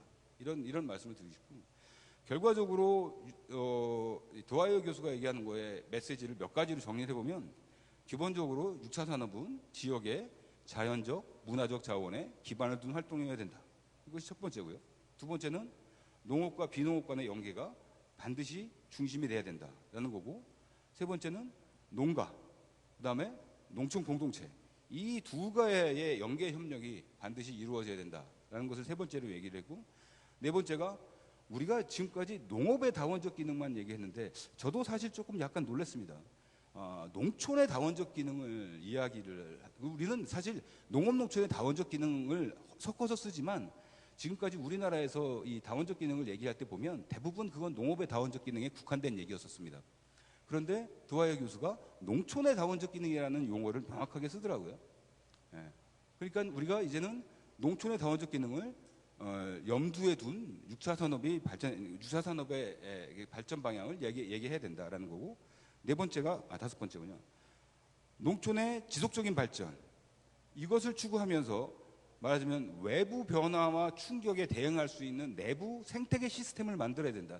이 내부 생태계 시스템은 말하자면 네트워크를 아주 조밀하게 가져가면 이루어진다라고 그 드와이어 교수가 이야기를 하고 있는 거죠. 결국 이런 부분들을 중심으로 해서 우리가 6차 산업의 이 발전 방향을 이야기해야 되지 않을까라는 생각입니다. 마지막으로 마치면서 한 가지만 더 앞에서 했던 말을 다시 한번 강조하고 싶습니다. 굉장히 중요한 말이라 6차 산업에 참여하는 것은 이제는 단순히 수익 추구 활동, 대규모화, 전문적 생산 이것이 중요한 것이 아니다. 이제는 지역에 있는 자원을 중심으로 다른 사람과 연계하는 그런 활동이 6차 산업의 핵심적인 내용이 돼야 된다. 그런 방향으로 6차 산업이 진행돼야 된다라는 말씀을 드리면서 마치도록 하겠습니다. 예, 감사합니다. 지금 두 분 학계 말씀 들었고요. 이번에는 이 제주도의 6차 산업을 갖다 이제 관장하고 계시는 우리 정 국장님 말씀을 갖다 들어보도록 하겠습니다. 부탁드립니다. 제가 제주도의 1차 산업을 담당하고 있기 때문에 아까 세 분이 주제를 종합해서 제주도의 1차 산업 문제라든가 또 정부 6차 산업이 가야 될 방향에 대해서 잠깐 말씀을 드리겠습니다. 우리가 시장 개방 확대라든가 농업 농촌 고령화, 농가 소득 정체가 지속되는 실정에서 우리가 농업이 제조, 가공, 유통해서 종합 산업으로 육성시켜 나가기 위해서 우리가 농촌 복합 산업 육성 및 지원에 관한 법률이 2014년도 개정돼서 이렇게 6차 산업이 이렇게 진행이 되어 나가고 있습니다. 근데 6차 산업의 주체는 어디냐? 저는 1차 산업을 담당하는 국장으로서 1차 산업이라 해야 된다고 봅니다. 이게. 우리 농업 현실을 뒤돌아보고 1차 산업 현실이 지금 엄청 어려운 현실입니다. 그 어려운 현실에서 6차 산업이 어떤 모델을 정해서 농가가 따라간다. 아니면 같이 협력해서 간다. 저는 엄청 어렵다고 보거든요. 제가 농업인이라고 해서 이렇게 6차 산업 할 수 있을까? 협력할 수 있을까?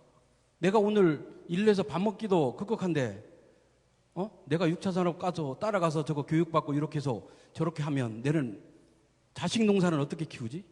이게 처한 현실이 농업이 아닌가 이렇게 생각합니다. 뭐 대농이야 그렇지 않지만 중수농 이하는 엄청 어렵다고 봅니다. 우리가 농업을 볼 적에 어떤 경제학자 논리로 조수입 얼마니까 이게 농촌이 잘 산다고 보면 그건 안 맞다고 보거든요. 실질적으로. 우리가 제주도 농업이 더 어렵습니다. 왜냐? 우리는 육지농업하고 50%의 물류비를 우리는 더 들어야 됩니다. 밖으로 내치기 위해서는.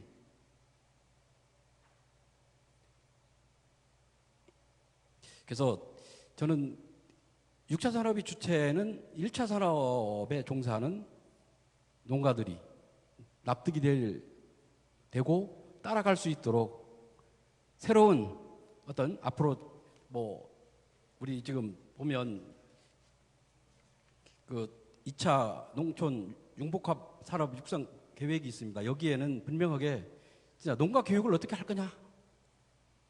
요게 좀 집어넣어서 농가분들이 6차 산업 이렇게 해야 된다. 지금 제주도에도 현안으로 보면 6차 산업 하시는 분들이 어느 정도 그래도 농촌에서 잠재력이 있는 분이 그나마 이렇게 할 수 있지 마을 단위에서 이렇게 대규모로는 못하는 실정입니다. 뭐 우리나라 전반적으로 봐도 내가 봐도 뭐 다른 시도도 그렇게 큰 마을 자체적으로 이렇게 하는 데는 뭐 몇 가지 축제나 하는 데 있지 실질적으로 6차 산업이라고 이렇게 크게 농가가 이득이 되고 돈벌이가 되는 거는 아니라고 보거든요. 거기에 참여하는 몇몇 분들이 혜택을 보는 거지 대다수의 마을에서 어떤 소득이 높아지고 이런 건 아니다.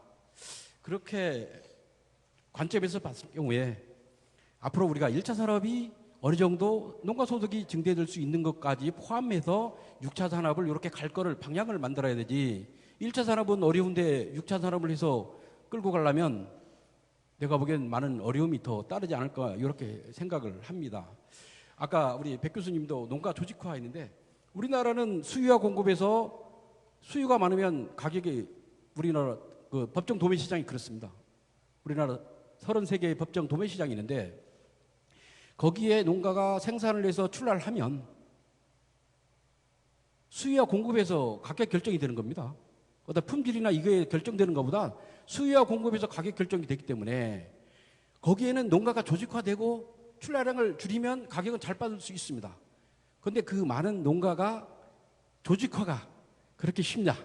그 품목별 조직화가 내가 보기에는 우리 제주도 그렇지만 다른 시도도 보면 그렇게 조직화가 잘 된 데가 없다. 품목별로는. 뭐 이제야 우리나라도 뭐 자조금이니 뭐니 이렇게 하면서 품목별 조직화가 시켜나가는 거 아닙니까? 이제야. 어느 정도 이제 품목별로 이제 걸음마 단계인데 이게 참, 어려운 현실이고 또 하나는 뭐냐면 젊은 경영자가 이제 이렇게 6차 산업의 리드가 돼서 이렇게 교육을 하고 해야 되는데 우리나라는 어떤 이렇게 뭉치는 힘이 우리나라가 영농조합법인이 그렇게 내가 보기엔 잘 되고 있지 않다고 보거든요. 이게 영농조합법인은 5인 이상 이렇게 뭉치는 거 아닙니까? 그러면 6차 산업도 어쩌다 보면 뭉쳐야 되는 거지 개인 혼자 6차 산업을 진행하는 것도 아니기 때문에 그래서 이런 어떤 농촌에 처한 현실에서 이런 아까 같이 전문 경영도 필요하면서 같이 교육을 학습을 시켜나가면서 6차 산업에 대한 농가의 설명이 6차 산업을 하지 않더라도 농가들이 앞으로 이렇게 6차 산업이 융복화 사업이 이렇게 진행돼서 이렇게 해야 된다는 그 주제라도 알 수 있게끔 그걸 설명이 어떤 교육할 수 있으면 그런 것도 필요하지 않느냐 이렇게 생각을 합니다. 뭐 우리가 수익 모델을 참 찾는데 이제 고민이거든요. 이게 당장 1, 2년에 이게 6차 산업이 성공해서 수익 모델을 찾으면 농가들은 좋은데 농가들이 그렇게 어떤 경제 여건이 안 좋은 상태에서 몇 년이 언제 될지도 모르는 거를 뭐 최하 뭐 5년 이상 걸린다 치면 5년 동안 농가가 어떻게 가야 될 길이 이게 막막합니다. 농가도 따라가려고 해도. 그렇지 않으면 뭐 거기에서 갈 수 있는 사람은 뭐냐면 대농입니다. 대농. 그러면 지자체 같은 데는 대농을 키우는 게 아니고 중소농 이하 분들을 키워야 농업농촌이 환경이라든가 모든 게 살아갈 수 있는 거지 중소농이 무너지면 우리 제주도 같은 데는 어떤 거냐면 경지정리라든가 이게 하나도 안 된 지역입니다. 뭐 다른 사람들이 보면 밭담이라든가 이게 아름답고 이렇게 보일 수 있지만 1차 산업이 내가 농사 짓는 농사꾼으로 보면 좋은 게 아니거든요. 이게 밭도 조그만하고 그러니까 경제성이 없는 건데 여기에 부가가치를 내려면 많은 어려움이 따른다. 옛날에 제주도가 따뜻한 남쪽 나라로서 어떤 겨울철에 이제 어떤 비닐 농업이 발달 안 할 때는 그나마 뭐 감귤도 대학나무로서 역할을 했고 많이 좋았습니다. 그런데 현실에는 그렇지 못하다. 그래서 여기 계신 모든 분들이 앞으로 제주의 융복화 산업을 키울 수 있는 새로운 모델이라든가 이런 안이 있으면 이런 기회에 내년이라도 이런 제주형에 맞는 이런 거를 발표해 주시면 우리 행정에서도 그걸 모델로 해서 이렇게 농가들에게 설명도 하고 이렇게 새로운 융복화 산업을 키울 수 있도록 행정 지원도 하면서 적극 노력하겠다는 말씀을 드리면서 뭐 짧게 마치도록 하겠습니다. 예, 감사합니다. 제주도 육사산업 실무를 담당하고 계신 정 국장님께서 어려운 점, 그다음에 또 실행 가능한 방안 골고루 잘 말씀해 주신 것 같습니다. 다음에는 이제 전국의 모든 도에 6차 산업을 갖다가 바라보고 계신 우리 농특위의 오 위원님 토론 좀 부탁드리겠습니다. 예. 제가 뭐 중앙정부 입장을 대변해서 나온 건 아니고요. 농특위는 이제 대통령 직속 자문기관 아닙니까? 근데 어쨌든 여기서 지금 현재 6차 산업과 관련돼서 중요한 논의가 이루어지고 있지는 않은 상태예요. 워낙 직불제라든지 또 재정 이양 이후에 농촌 정책의 어떤 변화 이런 것 때문에 그런 큰 정책 틀을 다루고 있기 때문에 6차 산업과 관련돼서는 이렇게 본격적으로 다루고 있는 상태는 아직 아닌 것 같습니다.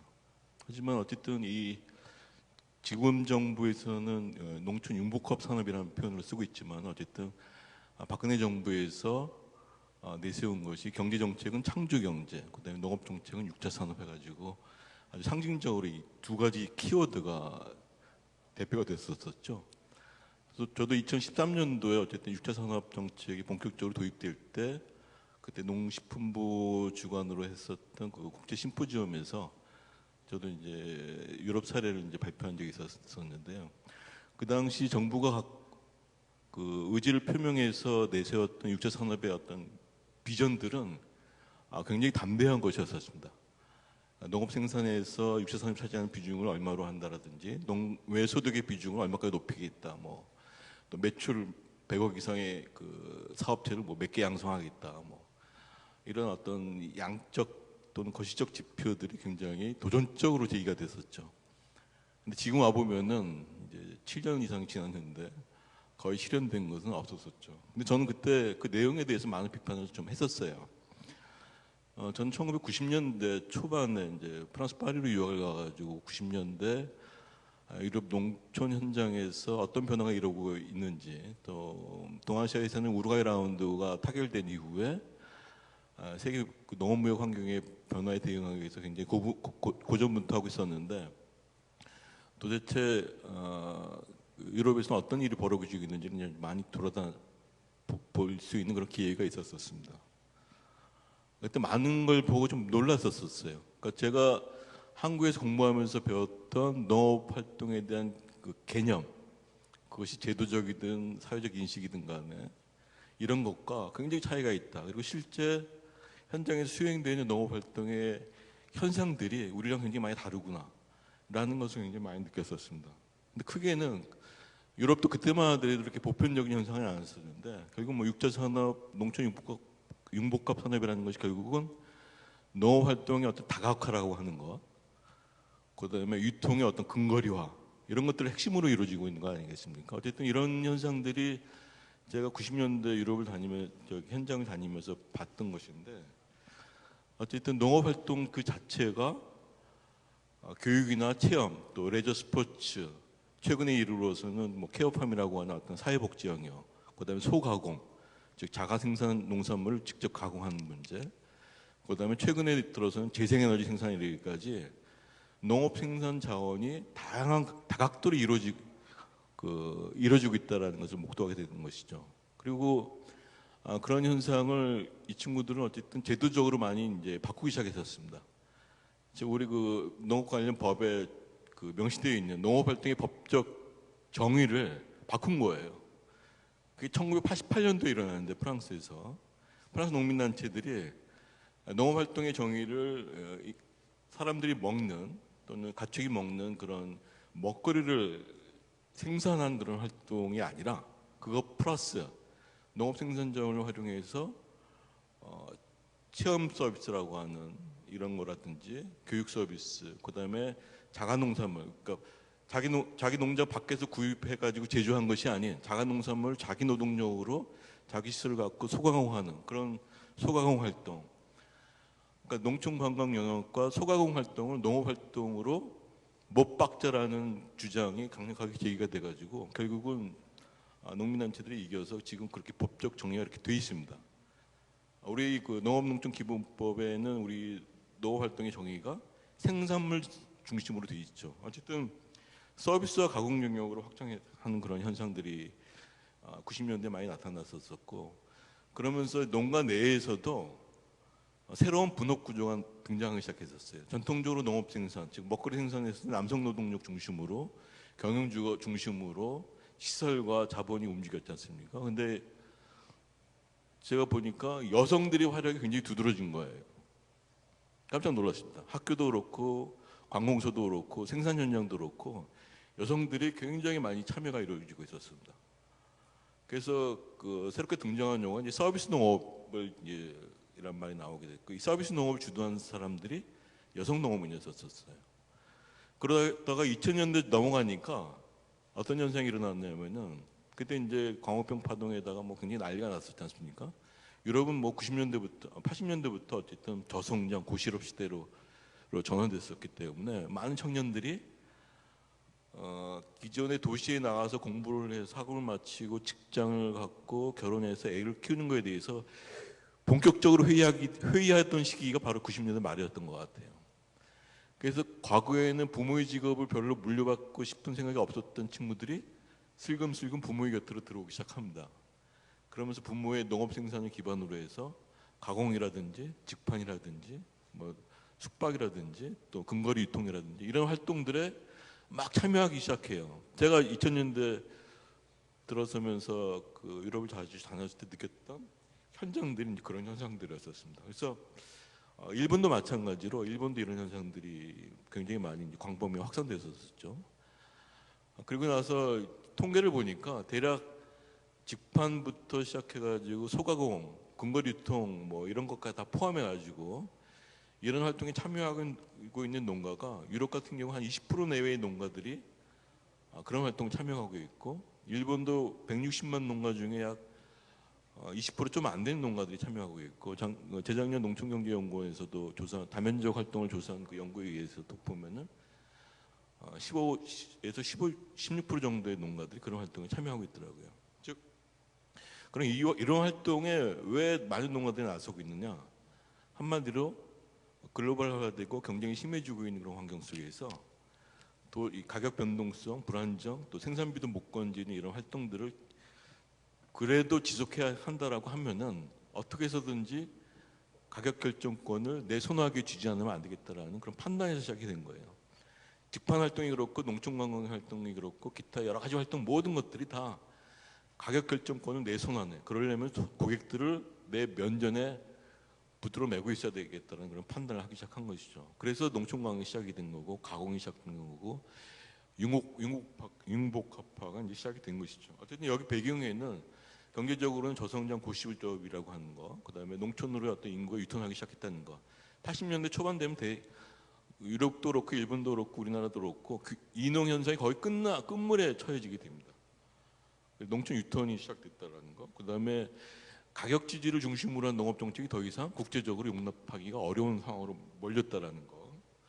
그다음에 대중관광 트렌드가 바뀌었다라는 것이죠. 60년대 블루 투어리즘, 즉 바닷가 호숫가 친구들이랑 직장인들이 놀러 가던 여름철 중심의 바닷가 물가 중심의 그런 대중관광이 점점점 겨울철에 산악, 화이트 투어리즘, 백색 관광으로 바뀌지 않습니까? 스키 타러 다니고.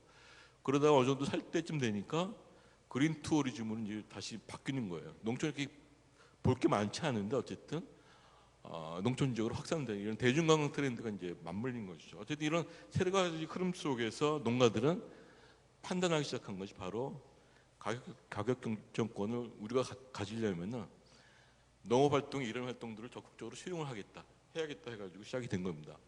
그래서 전통적으로 농촌 관광은 숙박이 시작이 되는데 이거 은퇴농 중심으로 하게 됩니다. 그러니까 사회보장 그 연금 뭐 얼마 쥐꾸리만 하니까 이제 방 하나 해가지고 이제 민박하고 하던 은퇴농 중심에서 이런 새로운 환경에 대해서 보다 이 현업 농가들이 교육 체험, 뭐 레저 스포츠, 소가공, 또 케어팜이라고 하는 사회복지와 영역, 그다음에 재생에너지 이런 영역으로 막 급속도로 확산되고 또 2000년대 이후에는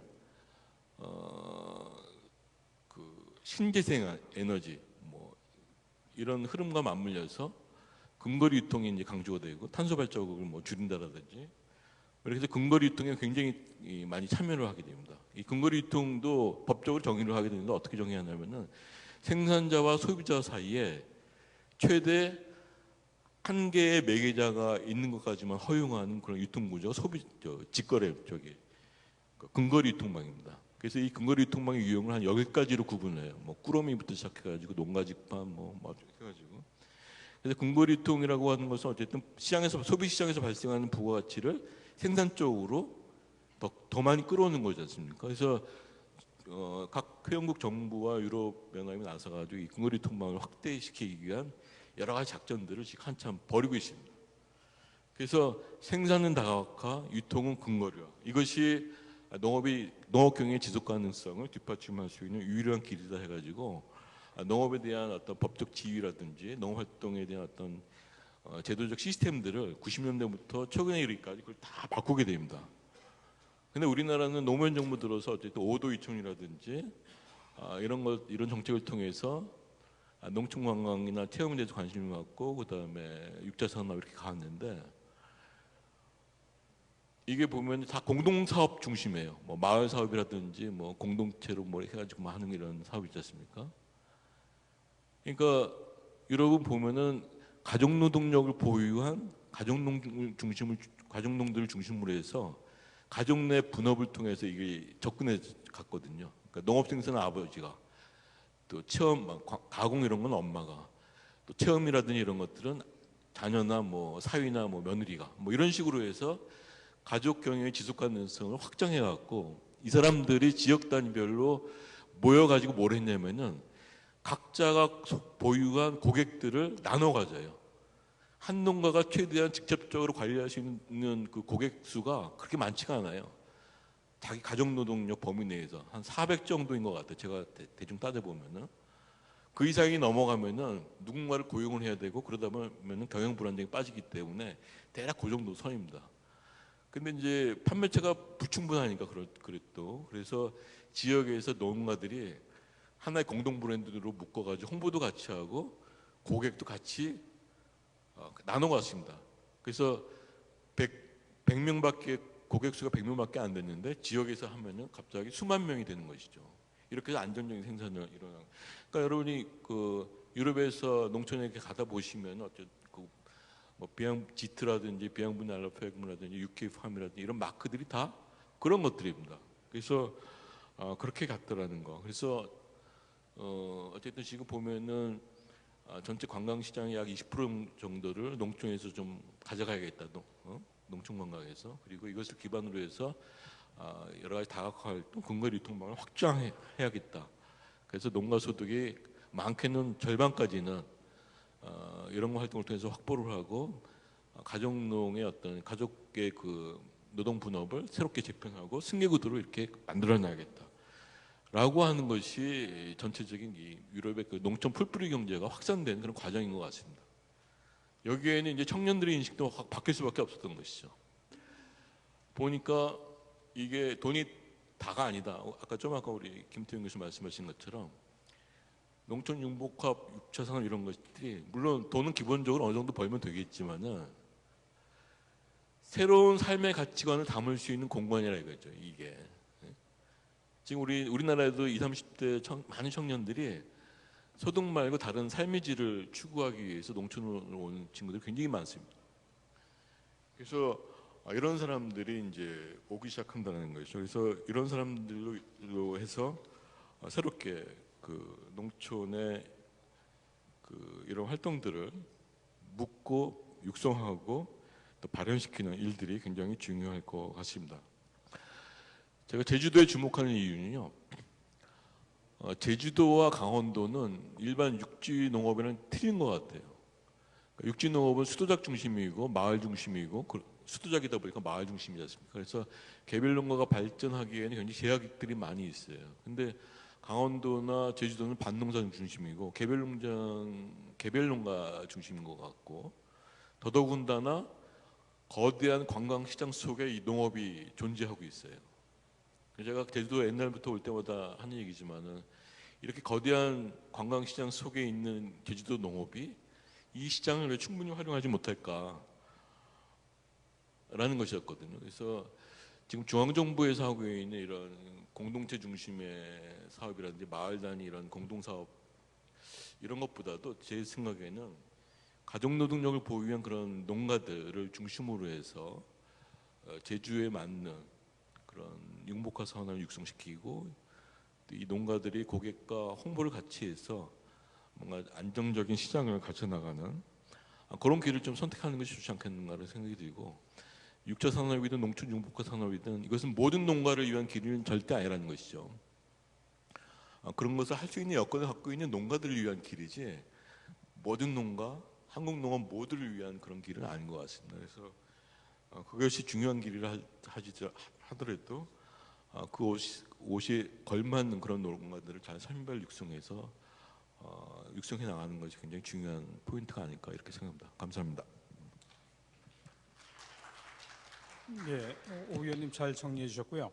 저희가 그 플로우에서 질문을 받으려고 했는데 시간이 지금 3분밖에 안 남았습니다. 그래서 개별적으로 그 발표자님이나 토론자님께 질문해 주시고요. 플로우에서는 그러면 우리 김영열 박사님하고 백승우 교수님하고 뭐 코멘트 하실 만한 게 있으신가요? 없으세요? 괜찮으십니까? 그렇다면 플로우에서 질문을 없으신 것 같습니다. 자, 그러면 우리가 이제 지금 그 세 분의 발표 잘 들었고, 그다음에 또 네 분의 그런 토론 저희들이 이제 마음에 새기고 제주도의 육체 산업의 발전 같이 노력해보는 그런 계기가 됐으면 좋겠습니다. 오늘 발표자분들, 토론자분들 수고 많으셨습니다. 감사합니다.